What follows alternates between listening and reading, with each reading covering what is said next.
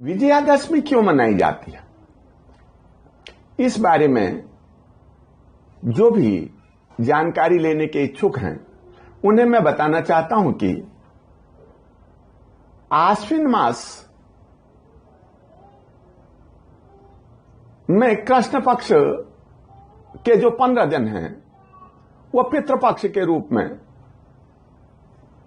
मनाए जाते हैं। उनमें पितरों का पूजन, पिता दादा परदादा जो भी अपने बड़े बुजुर्ग हैं जो इस लोक से चले गए हैं या इस लोक में हैं, उन सबके पूजा का विधान है। और उसके बाद जो आश्विन मास के शुक्ल पक्ष आता है उन 15 दिनों में देवी पक्ष के रूप में वो मनाया जाता है। देवी पक्ष में माता की पूजा की जाती है। जो ये पूरा आश्विन मास है, पिता और माता दोनों की पूजा का कारण है। माता और पिता की पूजा से सब देवी देवता प्रसन्न हो जाते हैं और सब कठिनाइयां दूर हो जाती हैं। रुद्रयामल तंत्र में कहा गया है, नवशक्ति समायुक्ता नवरात्रम तदुच्यते। 9 शक्तियों से युक्त होने से इसे नवरात्र कहा गया है।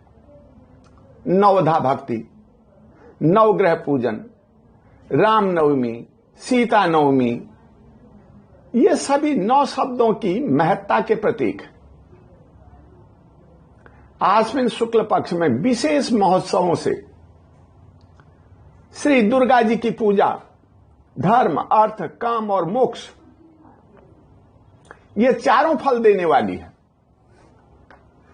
देवी पार्वती जी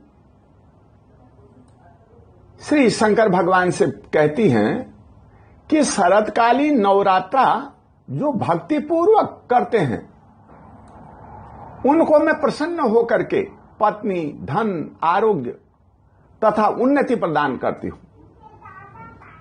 दुर्गा शब्द, दुर्गा दुर्गति नाशिनी, दैत्य नाशक, विघ्न नाशक, रोग नाशक, पाप नाशक तथा शत्रु नाशक है। दुर्गा दुर्गति का नाश करने वाली है। नवरात्र में जब देवी की पूजा की जाती है तो 1 हाथ लंबी चौड़ी वेदी बनाई जाती है। उसमें मिट्टी या रेत बिछाया जाता है, सप्त धान्य डाला जाता है, भूमि की पूजा होती है, सप्तनजा की भी पूजा होती है और उसके ऊपर सोने, चांदी या तांबे का कलश स्थापित करके उसमें पंचरत्न, सप्तमृतिका, सर्वौषधि, पंचपल्लव, रक्त चंदन, सुपारी, नारियल आदि रख करके पंचदेव पूजन किया जाता है। साथ ही भगवती दुर्गा की विस्तार के साथ, बड़े भक्ति भाव के साथ षोडशोपचार पूजन किया जाता है। नवचंडिका, नव दुर्गा, नवग्रह, 10 दिक्पाल, 16 मातृका आदि का भी पूजन किया जाता है।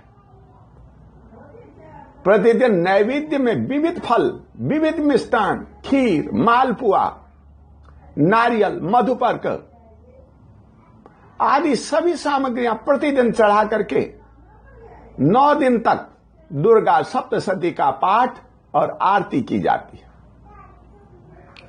कर्म के अंत में न्यूनतम 9 व्यक्तियों द्वारा श्री दुर्गा सप्तशती का पाठ, नवान्न मंत्र जप, श्री सूक्त तथा वैदिक मंत्रों से हवन होता है।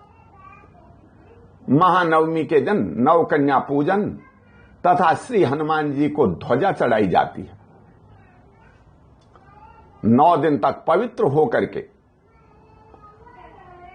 तथा भजन कीर्तन करके, जगरात्रा करके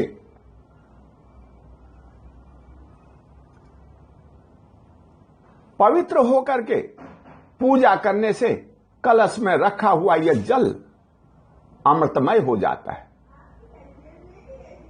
उस अमृत रूप जल से महामंत्रों द्वारा जब अंत में अभिषेक किया जाता है तो उस अभिषेक किए हुए जल से सर्व पाप, सब रोग, सब दरिद्रताएं, सब परेशानियां, चाहे कोई किसी तरह का कष्ट हो, वह सब रोग निवारण हो जाते हैं। यह रोग विनाशक है। सुरक्षित त्राम पात्र में रखा हुआ यह जल अगर ऐसे ही 3 महीने तक और रख दिया जाए तो यह तो सर्व रोग नाशक महा औषधि बन जाती है। इस औषधि का छींटा जिस किसी भी व्यक्ति पर पड़ता है, चाहे वो किसी भी दबाव में हो, किसी भी परेशानी में हो, जिसके ऊपर यह अमृत का छींटा पड़ता है और ब्राह्मणों का उसको आशीर्वाद मिलता है, वेद मंत्र उसके कान में पड़ते हैं, तो इन सब के प्रभाव से मनुष्य सभी कष्टों से, दुखों से, परेशानियों से मुक्त हो जाता है। नवरात्र का व्रत कब किसने किया, इस बात को बताते हुए मैं कहूंगा, सर्वप्रथम भगवान श्री रामचंद्र जी ने,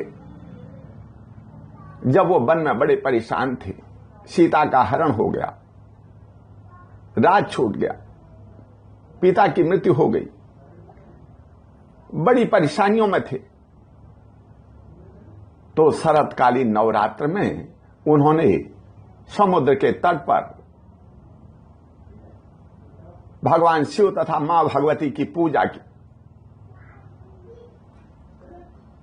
आश्विन शुक्ल पक्ष की पहली तिथि को उन्होंने यह पूजा आरंभ की और 10वीं के दिन तक मां भगवती की पूजा की, आशीर्वाद लिया, और उसके बाद 10 मुख रावण के वध के लिए 10 मुख का अर्थ है 10 प्रकार के बाधाएं, परेशानियां, उनके नाश के लिए वो लंका की ओर चल पड़े। सभी दानवों का, कुंभकर्ण, मेघनाद, रावण और अनेक राक्षस जो लंका में थे, सभी मनुष्यों को परेशान कर रहे थे, उन सब का नाश करके, उनको मार करके, सुरक्षित सीता जी को लेकर के अपनी संपूर्ण सेना के साथ सकुशल वापस लौट आए।